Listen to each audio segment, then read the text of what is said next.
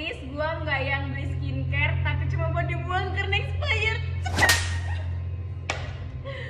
At least gua nggak yang jilat ludah sendiri. At least gua nggak yang minta isi air tandon buat berenang padahal nggak bisa berenang. Lo, at least gua kalau di kamar mandi nggak sampai 1 jam.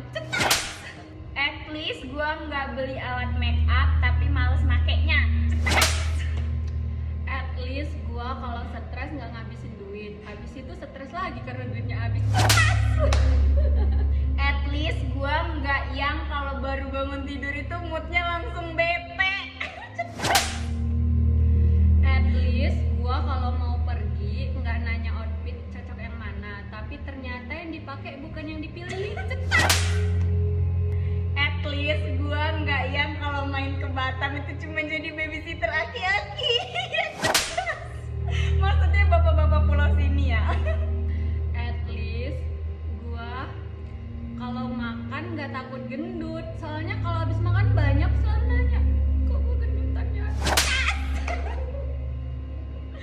At least gua nggak yang masuk pulau jam 2 malam cuma untuk panen.